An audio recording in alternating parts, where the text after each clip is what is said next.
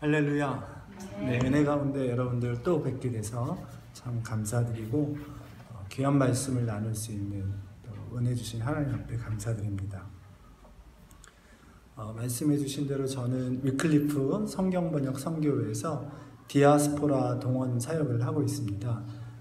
디아스포라 그러면 흩어진, 조금 일반적인 용어로 하면 이민자들이라고 할 수 있겠는데, 디아스포라라고 할 때는 하나님의 뜻이 그 뒤에 숨어 있음을, 우리의 그 움직임에 혹은 우리 스스로 여기 이렇게 와서 더 나은 삶을 추구하는 것 같지만 그 속에 숨겨진 하나님의 뜻이 무엇일까? 그것을 성경에서 하나님이 흩으신 유대인들을 빗대어서 생각하면서 이야기하려고 할 때 보통 디아스포라라고 부릅니다. 흩으셨다는 뜻인데, 그런 디아스포라들이 하나님의 선교에 얼마나 적합하신 분들인지, 그런 분들이 선교적으로 하나님의 꿈을 같이 꾸면서 살아가실 수 있도록 도와드리는 그런 역할을 하는 게 디아스포라 동원이라고 할 수 있겠습니다.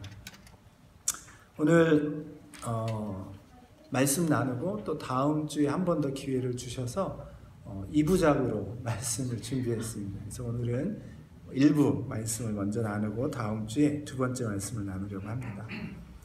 여러분, 이민에 대한 이야기도 벌써 시작했지만 여러분은 어떻게 선택을 하셔서 여기까지 오시게 됐어요? 우리 똑같이 한인으로 한국에서 충분히 잘 살 수 있었을 텐데 왜 여기까지 왔을까 하는 그런 질문을 해보면 그 순간순간마다 수많은 선택의 결과로, 연속적인 선택의 결과로 오늘 우리가 이 자리에 있는 것을 알게 됩니다. 그럼에도 여러분들이 이런 선택들을 하실 때 중요한 원리가 있는지 한번 스스로 좀 물어봐 주셨으면 좋겠습니다. 저는 오늘 개인적으로 사도 바울의, 하나님이 사도 바울에게 주신 그 말씀의 원리를 좇아서 몇 가지 선택의 기준을 가지고 여지껏 선택하면서 살아온 것 같습니다. 예를 들어서 사도행전 6장에 보면 과부들을 먹이는 이야기가 나오잖아요. 안수 집사들을 세우고 그 다음에 어려운 사람들을 먹이는 이야기가 나올 때 옛날 성경에서 공궤한다 그런 말이 있어요. 다른 말로 하면 섬긴다는 뜻입니다. 식탁에서 섬긴다 그러면 사람들이 먹을 음식을 서브한다는 그런 뜻이고요.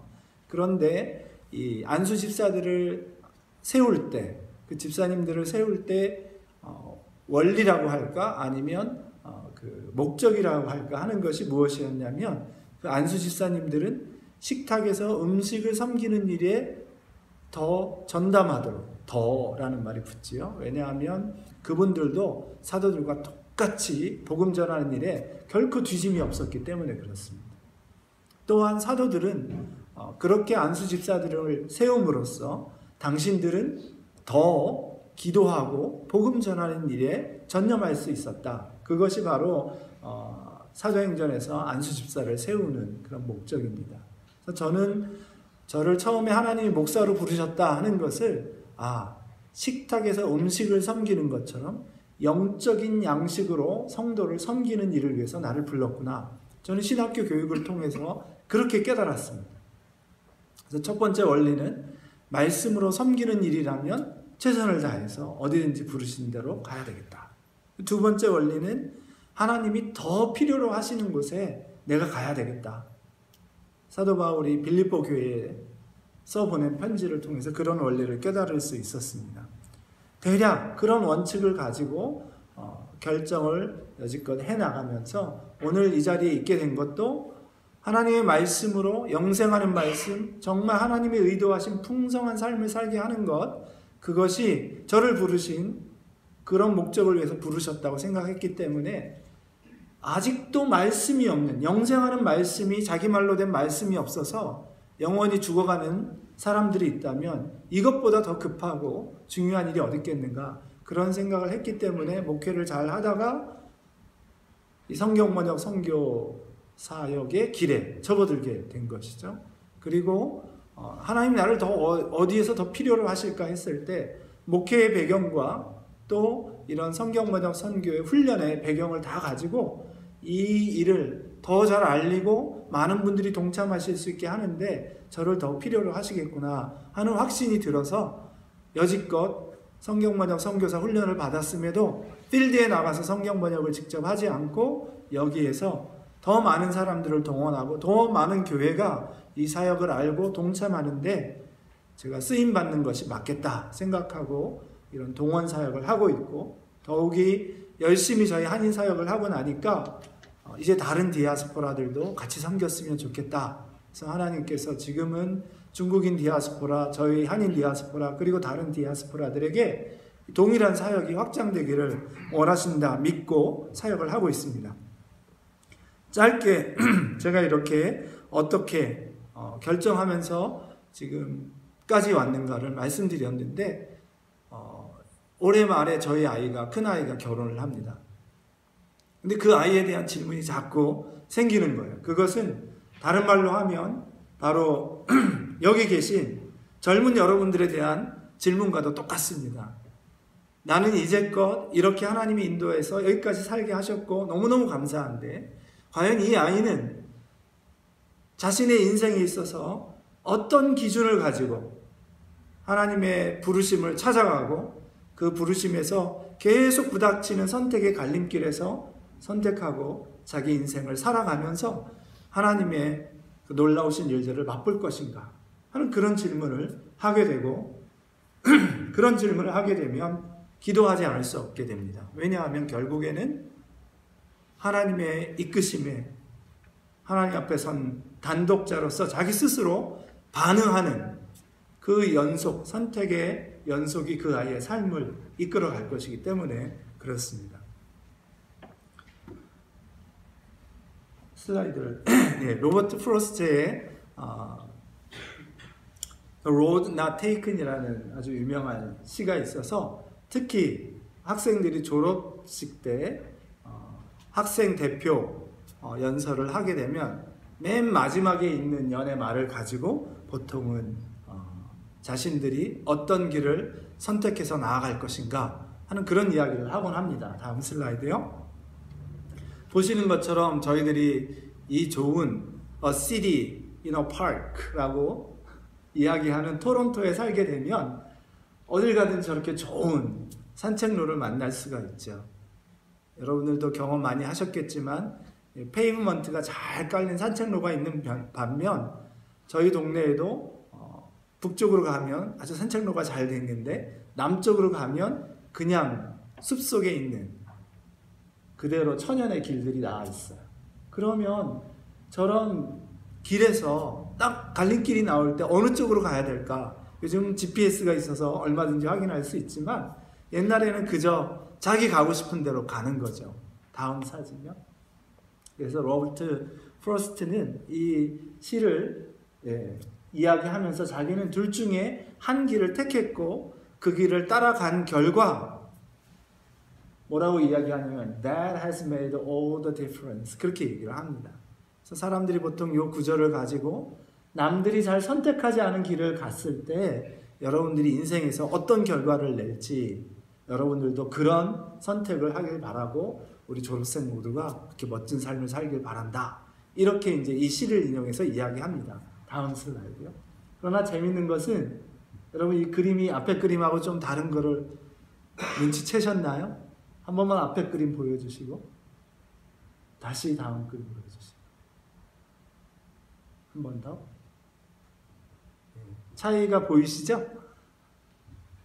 제가 반쪽만 딱 복사해서 양쪽을 마주보게 똑같이 이렇게 해놨습니다. 왜냐하면 한 번 더 키를 눌러주시면 이 로버트 프로스트가 쓴 시에는 이 두 길이 아무 차이가 없어요.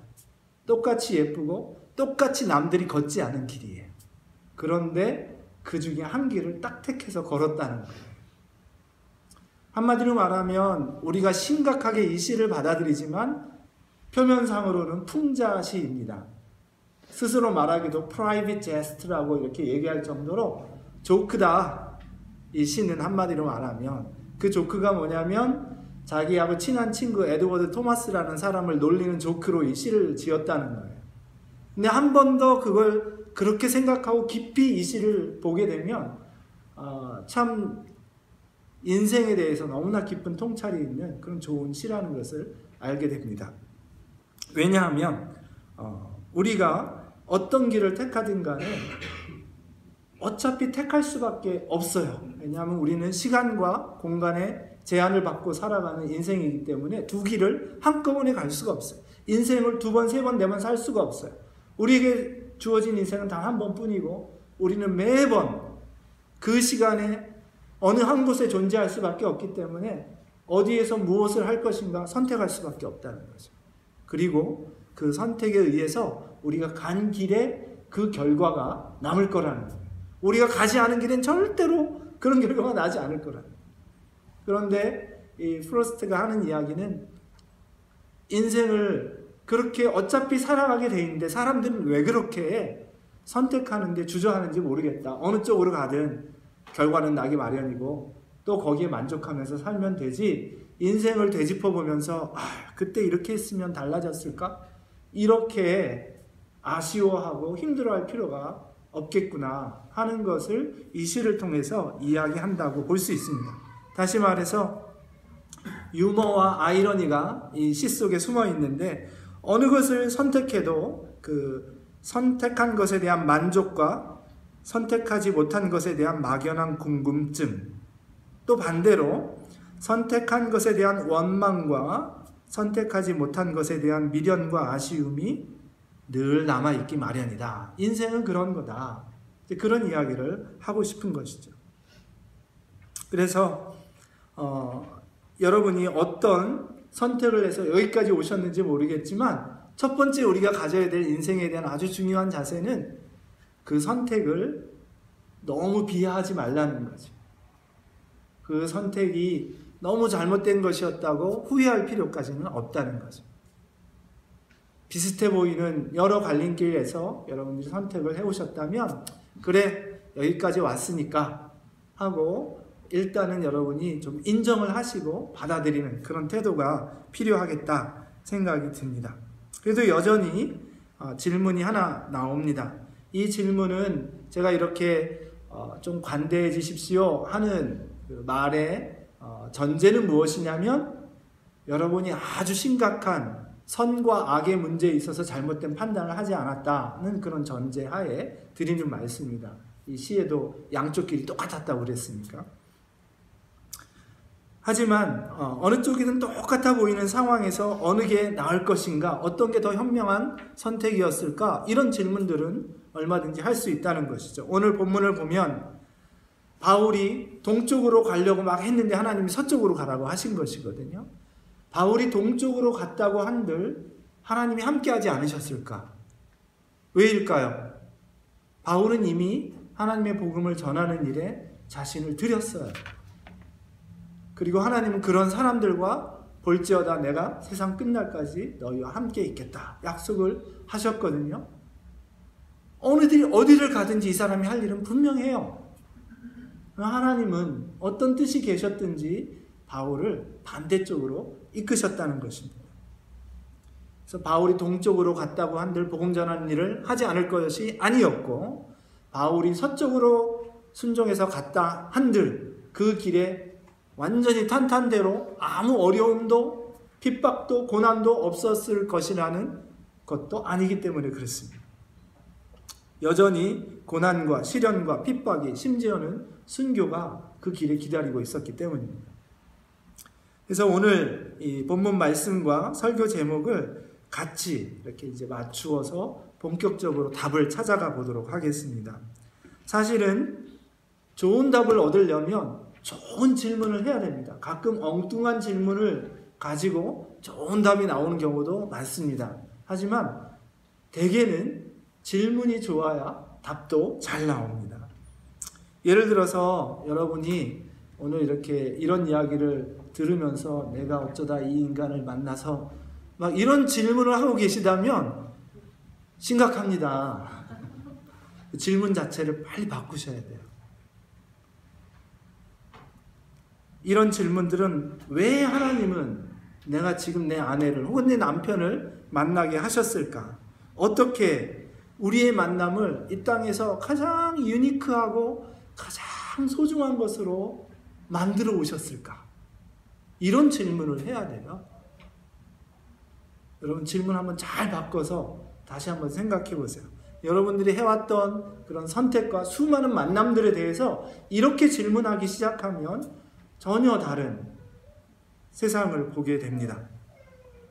오늘의 질문도 좀 더 분명하게 할 필요가 있는데, 제가 일부러 설교 제목을 바울이 서쪽으로 간 까닭은 이런 식으로 잡았는데, 혹시 어른들은 좀 아실지 모르겠어요. 옛날에 영화 제목 중에 하나가 달마가 동쪽으로 간 까닭은, 이런 불가의 영화가 있었습니다. 참 희한하게도 결론은 그쪽 결론이나 우리 쪽 결론이나 비슷해요.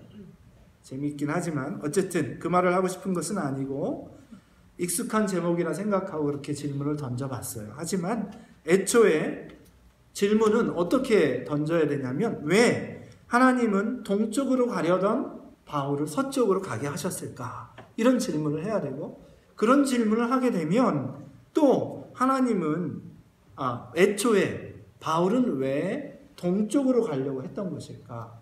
이런 질문을 해야 됩니다. 그리고 답을 얻어야 합니다. 또 한 가지, 오늘 이 말씀의 전체적인 맥락을 위해서 왜 우리가 이런 질문을 하는가? 그냥 궁금해서, 조금 오늘은 보링하니까 뭔가 재밌는 질문 하나 해놓고 시간 때우기로 답을 찾아볼까? 이런 것일까? 이 귀한 설교 시간에 그렇게는 안 하겠죠?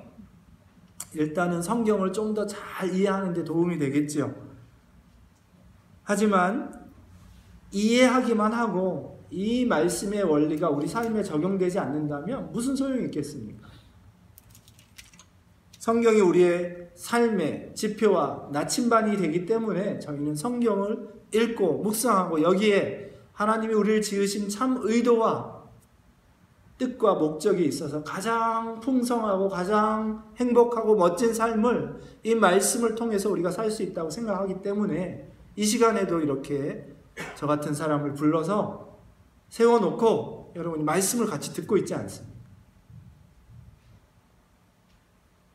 하나님의 뜻에 따라서 잘 인도하심 받고 따라가는 그런 삶이 되려고 이런 말씀을 나누는 것입니다. 그래서 오늘 말씀을 들을 때에도 저희는 여전히 구원받았으나 여전히 죄인된 사람으로 우리의 삶이 하나님 앞에서 성화의 과정을 밟아가고, 또 하나님의 자녀로서 계속해서 이 말씀에 자기 자신을 대입해서 집어넣어서 생각하고 듣지 않으면 이 시간이 아무 의미가 없을 것입니다. 저 자신도 이렇게 말씀하는 게 아무 의미가 없을 것입니다.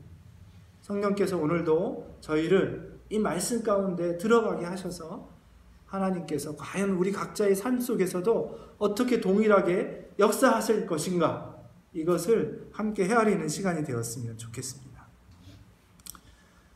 따라서 오늘 이 질문들이 여러분의 질문이 되어서 나는 지금 어떤 일을 결정하려고 할 때, 만일 여러분이 하나님의 뜻을 구하고 있다면 나는 어떤 원리대로 이 순간에 하나님이 원하시고 성경적이고 그리고 그리스도인다운 결정을 할 것인가, 이런 질문을 한번 스스로 하시면서 계속해서, 또한 어떤 분야에서 나의 삶을 어떻게 하나님의 관점에서, 신앙 고백의 관점에서 바로 알고 계속 더 치열하게 하나님의 뜻에 부합한 삶을 살아가게 될까?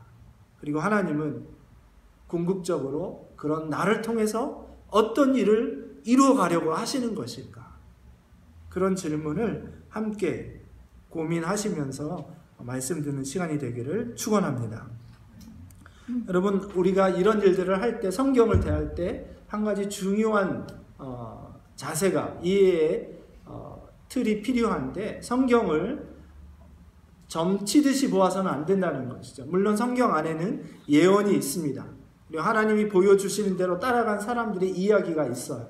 그것이 사실 성경 안에 줄을 이룬다고 해도 과언이 아니지만, 성경은 retrospective한 관점에서 쓰여졌다는 거예요. 즉 회고적인 관점에서 쓰여진 게 많다는 거예요. 다시 말해서 이 성경을 점치는 것처럼 읽어서는 안 될 때가 많다는 것이죠. 오늘 이 사도 바울의 기록도 이미 일어난 일들을 누가가 잘 정리해서 기록한 것이 사도행전이기 때문에 그렇습니다. 그런 관점에서 바울에게 일어난 일을 되돌아보는 식으로 위의 질문들에 답해 보려고 합니다. 먼저 바울은 왜 동쪽으로 가려고 했을까? 다음 슬라이드에 바울의 사역의 원칙이 나옵니다. 바울은 하나님이 자기를 이방인을 위한 사도로 불렀다는 확실한 부르심에 대한 확신이 있었습니다. 그리고 그런 일들을 하려고 할 때 아래에 있는 두 절을 읽어보겠습니다. 시작. 또 내가 이는 남의 터 위에 건축하지 아니하려 함이라. 기록된 바 주의 소식을 받지 못한 자들이 볼 것이요 듣지 못한 자들이 깨달으리라 함과 같으니라. 바울은 이 말씀을 통해서 하나님의 말씀이 땅끝까지 전해져야 한다면 이미 복음이 전해진 것보다는 아직 복음이 전해지지 않은 곳으로 나아가는 게 동일한 조건의 선택이 앞에 놓여 있을 때 기왕이면 어디로 가요? 복음이 전해지지 않은 곳에 가야겠구나. 이런 결정을 하는 것이 맞겠구나 하는 삶의 그런 최소한의 원리를 가지고 결정했다는 것을 저희는 말씀을 통해서 알 수가 있습니다. 여기서 정말 중요한 사실이 또 하나 숨어 있는데요. 뭐냐면 바울이 이런 원리들을 구약 성경에서 가져왔다는 거예요. 바울 당시에는 신약 성경이 없었죠. 바울은 구약 성경을 읽으면서 세계 선교와 이 하나님의 세계 선교를 감당해 나가는 모든 원리들을 다 어디에서 가져왔어요? 구약 성경에서 다 가져왔다. 저희들은 흔히 생각할 때 구약에는 하나님의 선교에 대해서 말하는 게 전혀 없을 걸로 생각하고 선교하면 신약 성경에서 찾아야 될 걸로 생각하지만 사실은 그렇지 않다는 거죠. 성경 cover to cover 처음부터 끝까지 하나님은 일관되게 모든 세상의 모든 민족을 부르시는 하나님의 뜻을 계속 이야기하시고 그 일을 이루어 가셨다는 것입니다. 그리고 바울은 그런 하나님의 뜻을 예수님을 만남으로 깨달아 알게 되고 자기의 것으로 부르심으로 특히 이방인들을 위한 사도로 부르심을 확신하고 이 걸음을 자기에게 주어진 그 여정을 다름질쳐 나아갔다는 것입니다. 다음 슬라이드를 보여주시죠. 사도 바울에 한 번 더 눌러주시면 2차 전도 여행인데요. 사도 바울이 이제 예루살렘 공회에서 이방인 그리스도인들은 유대인들처럼 될 필요가 없다. 다만 몇 가지 중요한 것들, 피와 또 목매어 죽인 것과 음행과 이런 것들을 멀리하고 예수 그리스도를 믿는 믿음과 성령의 인도하심을 따른다면 족하다 하는 그런 예루살렘 공의의 편지를 가지고 여러분 보시는 것처럼 이 화살표가 시작되는 바로 오른쪽 아래에 비두니아 뭐 이런 지명들이 있지요. 비시디아, 안디오, 루스드라, 더베 이런 곳 처음 1차 선교여행을 갔던 곳에 가서 전하고 형제들을 잘 단도리한 다음에 다음 사역지가 어딜까 기도하면서 나아갔습니다. 그래서 나아가는데 요 아시아 지역에서 요 화살표가 엇갈리는 지점 아시아라고 있죠. 사실은 지금 여기 터키의 이 오른쪽 지역이 다 소아시아라고 그렇게 큰 지역을 불렀습니다. 그 중에서도 아시아 지역을 저렇게 표시를 했는데 그 지역에 가서 복음을 전하려고 하는데 성령께서 자꾸 막으시는 걸 느꼈어요. 그러면 동쪽으로 가야 될까 보다 하고 비두니아와 본도 쪽으로 가려고 했지만 다시 한번 성령께서 그쪽도 아니고 서쪽으로 가라고 하시는 것을 깨닫게 된 것이죠. 그래서 무시아까지 갔는데 드로아에 이르렀을 때 환상 중에 바다 건너 마게도냐 사람들이 와서 우리를 도와달라 하는 소리를 듣고 하나님의 부르심인 줄 깨닫고 인정하고 2차 전도여행을 가서 빌립보, 데살로니가, 베레아, 아테네 그리고 고린도까지 이어지는 2차 전도여행의 여정을 가게 됩니다. 여러분, 왜 바울은 이 동쪽으로 그럼 처음에 가려고 생각을 했을까요? 다른 많은 이유들이 있겠지만 성경에 나오는 몇 가지 이야기와 또한 로마의 역사 자료들을 되짚어 보면 49년에 클라우디우스 황제 때에 유대인 추방령이 내려집니다. 로마에서 사는 모든 유대인들이 너희들이 이렇게 시끄럽게 굴 것이면 다 나가! 하는 추방령이 내려집니다. 다음 슬라이드 보여주시죠. 그래서 유대인들이 사방으로 흩어지게 되고 사도 바울이 맨 마지막 기착지가 고린도였죠. 이 고린도에서 누구를 만나냐면 브리스길라와 아굴라, 천막 보수하는 업이 같은 브리스길라와 아굴라를 만나는데 이 두 사람도 바로 로마에서 추방당해가지고 고린도에 와서 장사를 하면서 지금 어디로 가서 어떻게 정착해야 할까 하는 그런 고민을 하고 있는 시점에서 바울을 만나서 복음을 듣고 이제 생명을 같이 거는 그런 동역자가 됩니다. 사실 복음이 이렇게 저렇게 디아스포라들을 통해서 사도행전 8장 이후에 전해지기 시작했는데 로마에까지도 전해졌고 전통적인 유대인들과 이제 예수님을 메시아로 받아들인 유대인들 사이에 논쟁이 일어나기 시작했고 이것이 정치적인 문제가 될 만큼 시끄러운 일이 생기니까 클라우디우스 황제는 유대인들을 로마에서 추방하는 그런 극단적인 일을 했던 것입니다. 그런데 재밌는 것은 사도 바울이 이 2차 선교 여행을 학자들은 보통 49년 말에 떠났을 것이다. 가을쯤에. 그리고 이 추방령은 49년, 기원 후 49년 초에 내려진 것으로 기록되어 있습니다. 그래서 사도 바울이 어디를 가든지 복음을 전할 때 유대인의 회당에 들어가서 복음을 전하고 또 받아들이든지 받아들이지 않든지 그것을 기점으로 해서 복음 사역을 펼쳐나갔던 것을 보건대 유대인들이 로마에서 쫓겨나오는 그런 상황들은 좋지 않은 사인으로 보였을 것이 확실합니다. 그래서 아무래도 서쪽으로 가는 것보다는 땅끝으로 가는 상황에 있어서 동쪽으로 가는 것이 훨씬 더 유리한 판단이겠다 생각을 했던 것이죠. 이런 관점에서 보았을 때 바울은 분명히 당시의 모든 상황을 고려해서 기도하면서 현명한 선택을 하면서 아직도 복음이 전해지지 않은 곳이 동일하게 있는데 이런 상황에서 동쪽이 맞겠다 하고 선택해 나아가려고 했던 것이죠.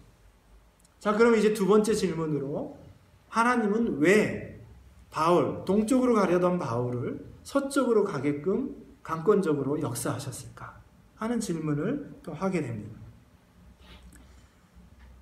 바울은 2차 선교 여행의 이 마지막 지점에서 이 브리스길라와 아굴라를 만나면서 다시 이제 일어난 일들을 되짚어 보는 것이죠.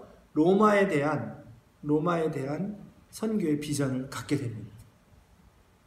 바로 로마로 가겠다는 그런 의지를 표명하지는 않았지만 그 이후로 바울은 로마에 대한 마음을 가지고 있다가 3차 선교 여행이 시작되었고 그 중간에 이제 에베소에서 오래 사역을 하고 마게도냐 지역에서 헌금을 거둬온 다음에 마게도냐 아가야 지역에서 헌금을 거둬들인 다음에 다시 이 헌금을 예루살렘 교회에 전달해 하려고 출발할 때 그때가 한 57년쯤 됩니다.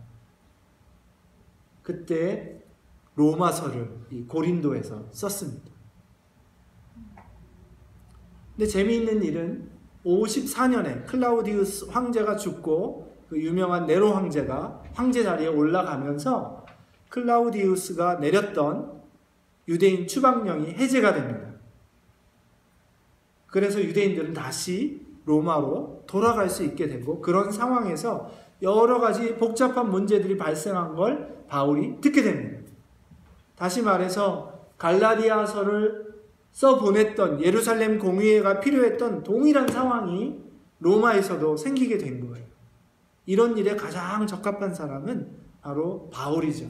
그래서 바울은 어떻게 해서든지 로마에 빨리 가서 로마 교회에 생긴 유대인 출신 그리스도인들과 이방인 출신 그리스도인들 사이의 갈등을 해결해주고 또 하나님의 은혜를 다시 새롭게 나누고 그 다음에 중요한 것은 거기에서 로마 교회가 자기를 당시 서쪽 끝이었던 서바나까지 스페인까지 보내주기를 바랬던 것입니다.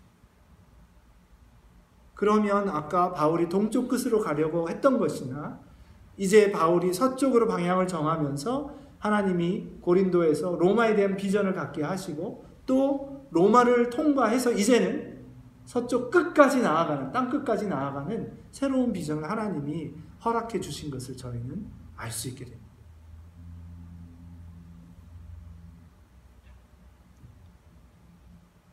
또 한 가지 중요한 추론의 근거가 있습니다. 한 번 더 클릭을 해주시면 제가 이런 자료들을 한번 찾아보려고 로마 역사 자료들을 많이 보니까 클라우디우스 황제 때나 혹은 그 이후에 네로 황제 때나 이런 심각한 기근들이 많이 있었어요. 그런데 보니까 로마 지역과 시리아와 팔레스타인 지역에 심각한 기근이 있어서 제국 내에 어려움이 닥쳐오고 또 아시아 지역에서는 지진이 일어나서 상당히 어려움이 생기는 이런 일들이 생겨나면 부유한 지역들은 자기 스스로 일어설 힘이 있어서 그다지 도와줄 필요는 없었지만 예를 들어서 세금 감면 혜택을 준다든지 이런 일들을 통해서 선정을 베풀려고 노력했던 그런 흔적들이 남아 있습니다. 이런 이야기를 하는 까닭은 하나님이 왜 마게도냐와 아가야로 2차 선교 여행을 이끄셨을까? 그 대목에 대한 아주 재미있는 해석이 나오기 때문입니다. 왜냐하면 이런 모든 지역들에 재난이 닥치고 경제적으로 어려움이 생겼을 때에 유일하게 이런 데에서 영향을 받지 않고 로마 제국 안에서 역할을 할 수 있는 그런 곳이 마게도냐와 아가야 지역이었다는 거죠. 사도 바울은 3차 선교 여행을 가면서 에베소에서 한 2년 3개월 사역을 한 다음에 미리 편지를 썼었겠죠. 이 빌립보와 데살로니가, 베레아, 아테네 그리고 고린도 지역을 다시 한번 순회하면서 내가 갈 때 너희들이 미리 헌금을 잘 준비했다가 풍성한 헌금을 했으면 좋겠구나 하는 편지를 써 보내놓고 예루살렘 교회 기근을 만나서 허덕이고 있는 예루살렘 교회를 위한 헌금을 모아서 전달하는 것이 사도 바울의 3차 선교 여행의 절반입니다. 이렇듯 어떤 일이 일어났는가를 우리가 조금만 더 잘 생각해보고 깊이 연구해보려고 하면 조금만 파고 들어가도 이런 하나님의 인도하심 속에 있는 합력하여 선을 이루시려고 하는 하나님의 뜻을 저희들이 좀 더 분명하게 볼 수 있습니다. 다음 슬라이드입니다. 애니메이션인가? 눌러주시면 우리 한번 같이 읽어보도록 하겠습니다. 시작.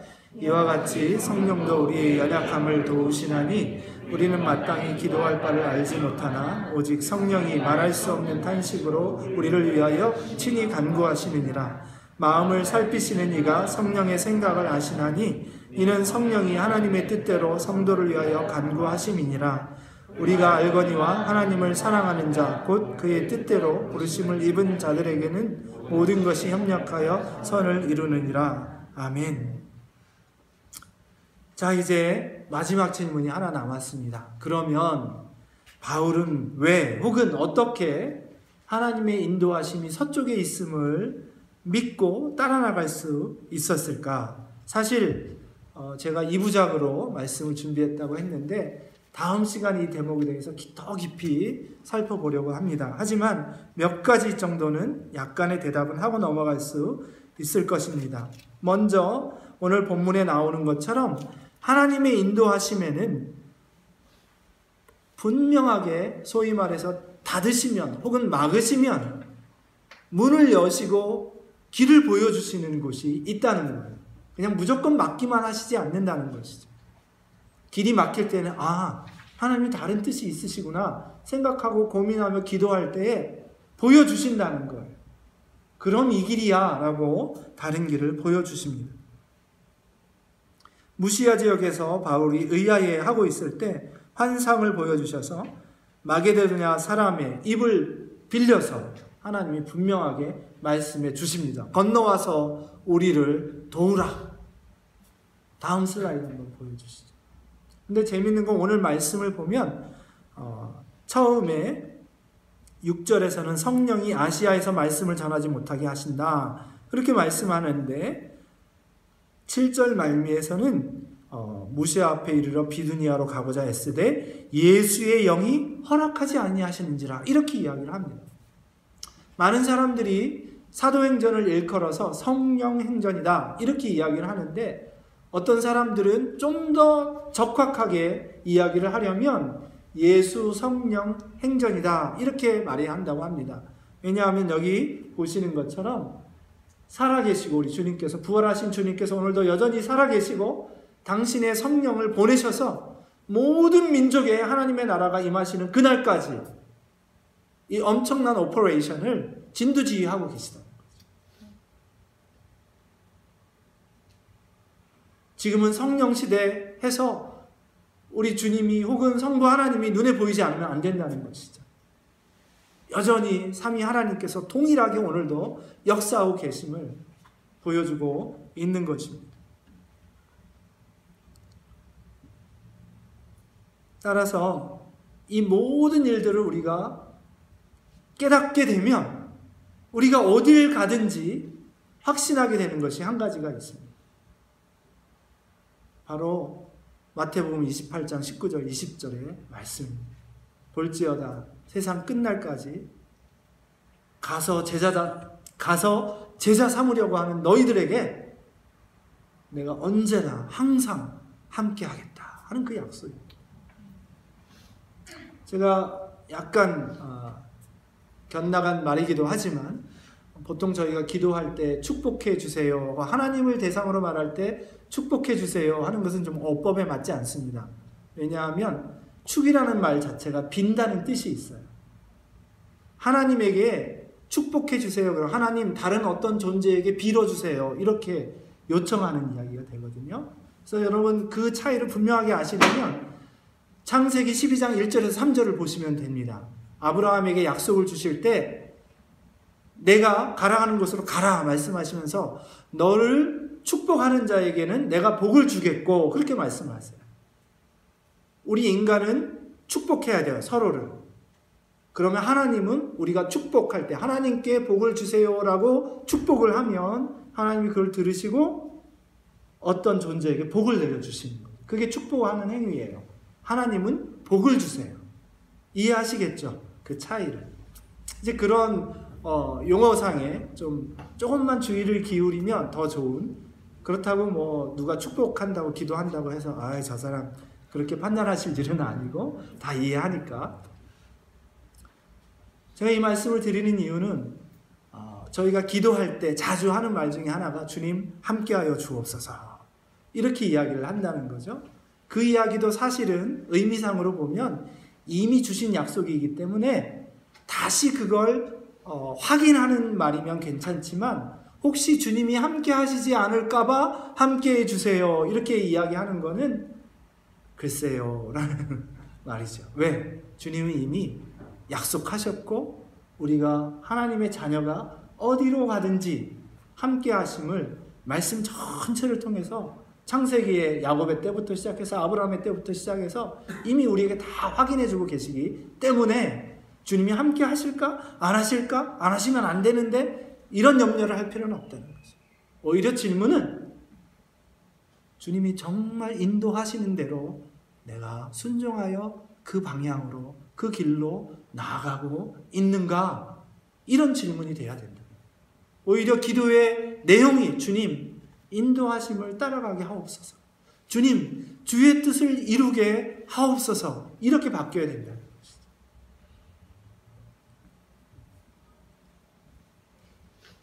바울은 오늘 말씀에서 주님의 이 귀한 인도하심을 깨달았을 때 그것을 인정했고 부르심을 좇아서 나아갔습니다. 여기에 바로 성령에 민감한 사람의 특징이 있는 것이죠. 불확실성과 여러 가지 우려와 두려움이 우리 앞에 있는 것은 사실이지만 하나님이 인도하신다 믿게 될 때는 영어식 표현으로 하면 gut feeling이 되겠죠. 그게 있을 때는 담대하게 나아갈 필요가 있다는 것이에요. 왜? 함께 하신다고 이미 약속하셨기 때문에. 왜 그렇습니까? 빌립보 감옥에서 갇혔던 거 기억나시죠? 죽도록 얻어맞고 그래도 뭐가 좋은지 찬양하는 그 바울, 계속 핍박 원정대가 따라다니는 2차 선교 여행을 보세요. 여러분, 하나님 뜻을 따라 나아갔다고 해서 소위 말해서 탄탄대로가 열리는 게 아니라는 거예요. 이런 모든 것이 앞에 놓여 있음을 알매도 심지어 3차 여행에서 어떻게 됩니까? 가는 길마다 사람들이, 죄송합니다 이런 말씀, 재수 없는 예언을 하잖아요. 그런데도 바울은 나의 달려갈 길과 주 예수께 받은 사명 곧 하나님의 은혜의 복음을 증거하는 일을 마치려 하면은 내 생명을 조금도 귀한 것으로 여기지 않는다 고백하면서 담대하게 그 길을 계속 걸어 나아가는 것을 보게 됩니다. 그래서 우리 삶에 여러분 적용하려고 하실 때 어떤 원리를 가지고 여러분 선택하고 결정하고 나아갈 것인지. 첫 번째는 하나님이 너무나 확실하게 우리의 삶을 인도하신다는 믿음입니다. 한 3분 정도 되겠지만 비디오 클립 하나 보시고 제가 마무리 짓도록 하겠습니다. 영어로 되어 있습니다. 죄송하지만 제가 짧게 설명할 테니까 대략 보시고 그런 뜻이겠구나. And stars, down to atoms and subatomic particles. The very structure of our universe is determined by these numbers. These are the fundamental constants and quantities of the universe. Scientists have come to the shocking realization that each of these numbers has been carefully dialed to an astonishingly precise value, a value that falls within an exceedingly narrow, life-permitting range. If any one of these numbers were altered by even a hair's breadth, no physical, interactive life of any kind could exist anywhere. There'd be no stars, no life, no planets, no chemistry. Consider gravity, for example. The force of gravity is determined by the gravitational constant. If this constant varied by just 1 in 10 to the 60th parts, none of us would exist. To understand how exceedingly narrow this life-permitting range is, imagine a dial divided into 10 to the 60th increments. To get a handle on how many tiny points on the dial this is, compare it to the number of cells in your body, or the number of seconds that have ticked by since time began. If the gravitational constant had been out of tune by just one of these infinitesimally small increments, the universe would either have expanded and thinned out so rapidly that no stars could form and life couldn't exist, or it would have collapsed back on itself with the same result: no stars, no planets, and no life. Or consider the expansion rate of the universe. This is driven by the cosmological constant. A change in its value by a mere 1 part in 10 to the 120th parts would cause the universe to expand too rapidly or too slowly. In either case, the universe would again be life prohibiting. Or another example of fine-tuning. If the mass and energy of the early universe were not evenly distributed to an incomprehensible precision of 1 part in 10 to the 10 to the 123rd, the universe would be hostile to life of any kind. The fact is, our universe permits physical, interactive life only because these, and many other numbers, have been independently and exquisitely balanced on a razor's edge. 거기까지만 하죠. 좀 더 볼 수 있고 6분짜리인데 여러분 나중에 한번 살펴보세요. 여러분 저런 그림으로 참 잘 표현을 했는데 하나님은 이 모든 것의 절대 균형자라는 이야기입니다. 10의 10승에 그 10승의 120승? 도저히 우리가 상상할 수 없는 정확도입니다. 정말 우주의 그 모든 하나님이 지으신 것을 생각하면 우리 인생의 그 가운데 티끌만도 못한 그런 인생인데 하나님이 그런 인생도 정확하게 살피실 수 있는 이유가 거기에 있습니다. 저런 정확도를 가지고 이 땅을 붙들고 계신다면 우리가 혹은 조금 잘못 간다 할지라도 바로 잡아주실 거고, 또 혹시라도 차선의 선택을 한다 할지라도 하나님은 여전히 거기서 하나님의 뜻을 이루어 가실 큰 그림이 예비되어 있다고 얼마든지 확신할 수 있습니다. 문제는 방향성입니다. 과연 여러분의 삶이 우리 하나님이 원하시는 그 풍성하고 본래 의도하신 하나님의 뜻을 따르는 그런 삶을 방향을 정하고 여러분이 가고 계시는지, 종종 저희들이 GPS 같은 그런 하나님의 인도하심을 기대하지만 그것보다는 하나님이 우리에게 더 자유를 주시는 것 같아요. 그 방향을 정하고 조금 우회하든 조금 질러가든 하나님의 그 세밀하신 인도하심이 저희 삶을 이끌어 갈 거라는 그런 확신을 여러분 갖기를 축원합니다. 그리고 두 번째, 오늘 이렇게 말씀을 나눈 이유는 그 누구나 다 아는 얘기인데 왜 이렇게 복잡하게 했느냐, 여러분들이 이렇게 말씀하실 수도 있을 것 같아요. 저도 이 말씀을 준비하면서 이렇게 다 아는 얘기를 하지만 이런 이야기들을 가만히 살펴보면서 저희들은 삶의 중요한 원리들을 깨닫게 됩니다.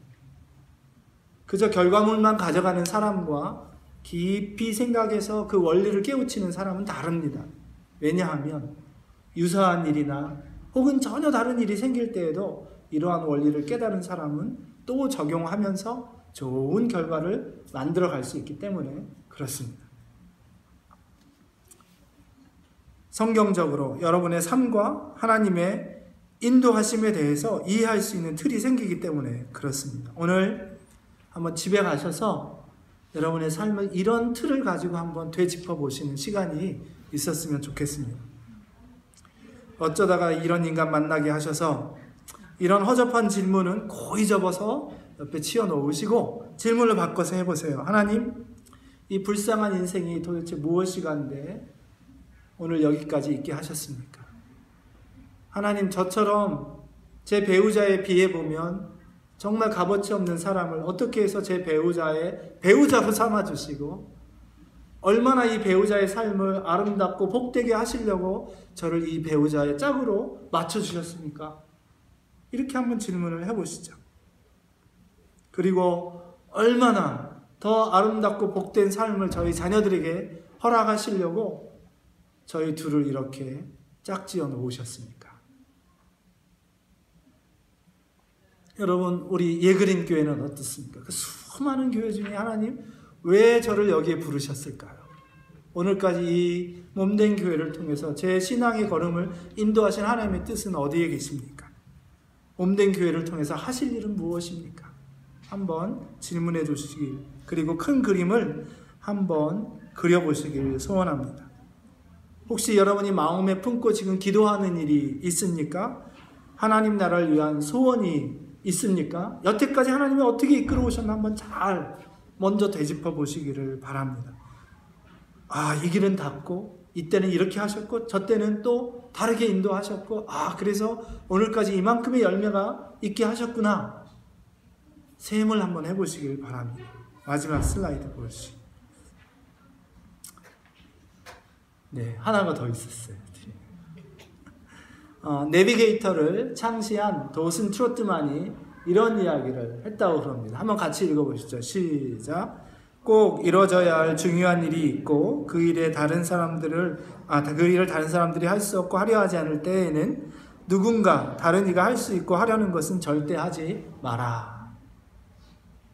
무슨 뜻인지 아시겠죠?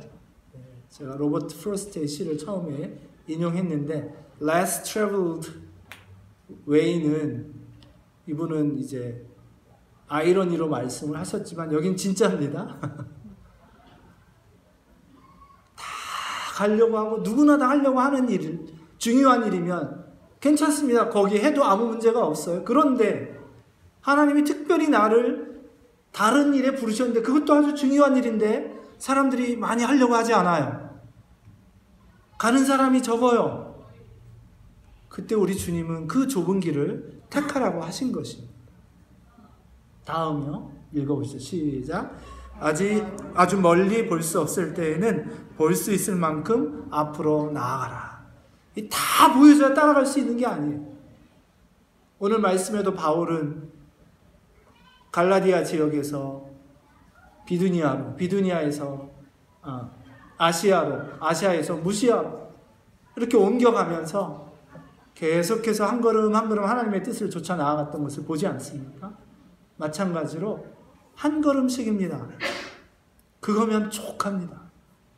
그리고 우리 하나님은 언제나 신실하셔서 그 걸음마다 하나님이 확실히 이쪽으로 이끄셨음을 확인시켜 주시기 때문에 그렇습니다. 그런 신실한 하나님을 날마다 체험하시는 여러분이 되기를 축원합니다. 기도하겠습니다.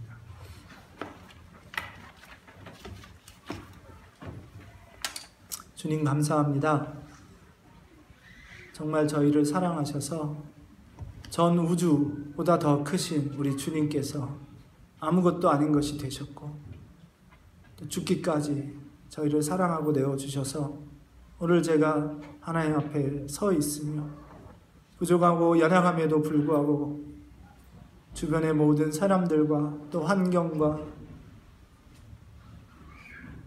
주님 은혜로 오늘까지 붙드시고 이끄셨음을 다시 한번 고백합니다. 감사드립니다.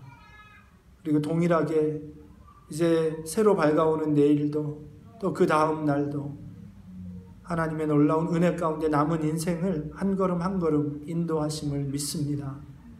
정말 하나님의 크고 놀라우심과 그러나 동시에 세밀하고 정확하게 인도하시는 그 놀라우신 섭리를 믿습니다. 부족한 저희들에게 은혜를 주시어서 다시 한번 우리 삶의 방향이 하나님의 뜻에 부합하게 맞추어져 있는지 그리고 신실하게 믿음으로 한 걸음씩 나아가고 있는지 확인하게 도와주시고 또 오늘까지 그렇게 지켜주시고 인도하신 또 채워주신 하나님의 놀라운 은혜를 다시 한번 되새기며 또 한 걸음 믿음으로 용단하며 나아갈 수 있는 저희가 되게 하시고 그 걸음이 아직도 주를 알지 못하는 사람들에게 복이 되게 하시고 아직도 주님의 교회가 세워지지 않은 미전도 종족들에게 복의 걸음이 되는 귀한 역사가 되도록 저희를 이끌어 주시옵소서. 몸된 교회가 하나님의 뜻을 구하며 나아가는 많은 기도의 제목 가운데 동일한 역사가 있게 하여 주옵소서. 감사하며 예수님 이름으로 기도했습니다. 아멘. 주신 말씀 생각하면서 찬송가 400